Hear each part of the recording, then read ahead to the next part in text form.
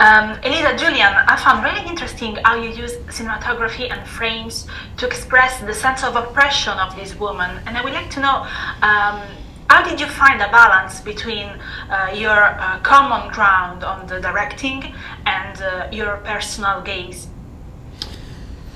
Yeah, I think the starting point was really to authentically investigate these women's lives and to film in the places as close as possible to the places where they lived and sort of really capture the sort of family dynamics. So that did mean filming in very small, cramped, enclosed, prison-like spaces. It meant looking at everything from their point of view, so the camera was very much over their shoulder, experiencing what they're experiencing, so that the audience is put in their position. So they don't necessarily get all the information. They don't quite know what Carlo, for instance, is planning or plotting, which hopefully communicates the sort of the level of uncertainty and fear that they're feeling and puts the audience into that. So that was the sort of primary kind of thrust behind it, and really just capturing that atmosphere of an unseen threat that is part of the Ndrangheta. You know, it's not so much the violence, it's the potential for that you have to live with all your lives, really, and then you know, allowing these moments where these characters can glimpse a sense of freedom. So it was important to sort of keep a check on one's florid directorial impulses and just try and tell the story as simply and as well as possible. Sì, in qualche modo ti rispondo in italiano, va bene? Va benissimo.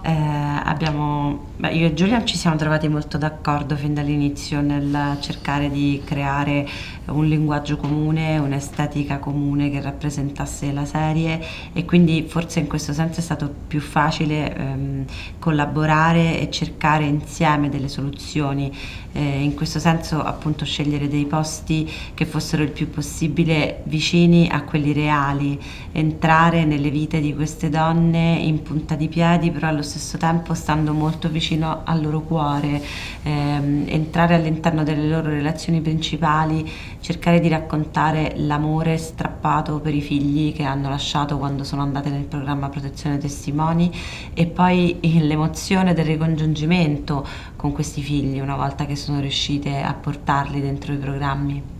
E anche, come dire, l'isolamento che abbiamo cercato di raccontare attraverso la scelta dei luoghi delle safe house, no? Che sono dei posti per cui abbiamo scelto spesso delle location molto isolate, proprio per restituire il senso di isolamento e di solitudine che spesso purtroppo queste donne hanno dovuto vivere, perché uno dei motivi per cui Lea Garofalo è tornata indietro ed è andata a Milano da suo marito è stato proprio questo continuo doversi spostare, continuo dover ricominciare, non poter avere un lavoro, non poter avere davvero una nuova identità, perché comunque anche il programma Protezione Testimoni al suo interno ha delle complessità, ha delle burocrazie, e tutto questo le nostre protagoniste l'hanno sofferto nella realtà, e quindi noi dovevamo restituirlo con autenticità. Questo è stato il nostro primo criterio. Non saremmo mai usciti dal punto di vista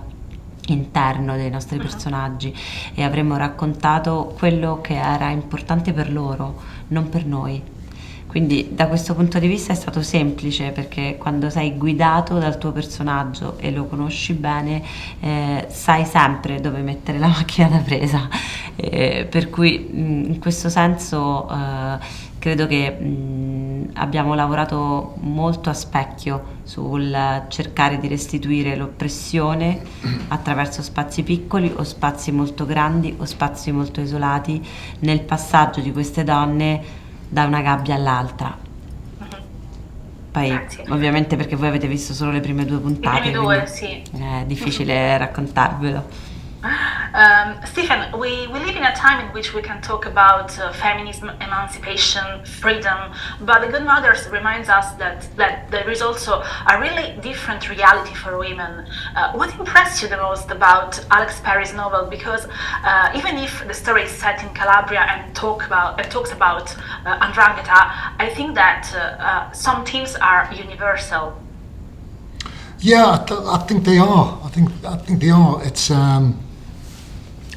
and even in the so-called most enlightened, environments, there is still that. We're having a conversation in the UK at the moment where women are afraid of police. And the Met Police. So it's all of that thing where why should women feel afraid to be out on the street? And what this story does, it shows it in the most extreme environment, but it's not far away from every other street in the world. It's something that women have grown up to put up with. They put up with nuisance all the time, but what we're showing on the screen is more than nuisance. It's a danger to life, and that. But women suffer scales of oppression.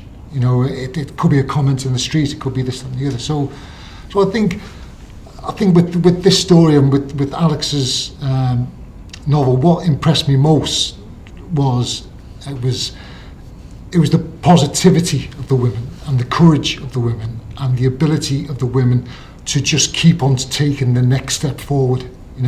And they're not sure where they're going to end up, but they know they can't stand still. They know they have to move on. They're not even sure which direction they need to move, but there's something instinctive and something very, very strong at their core. And it could be connected to being a mother, to keep them going, to keep moving on, to keep looking for the chink of light. And that was the impressive thing, and that's what, rather than this being sort of something tragic, hopefully, there'll be something hopeful here, because there is something strong and something relevant across the arc of the 6 episodes, and something very feminine as well. Thank you so much for your time. It's been a pleasure. Thank you. Thank you. Grazie.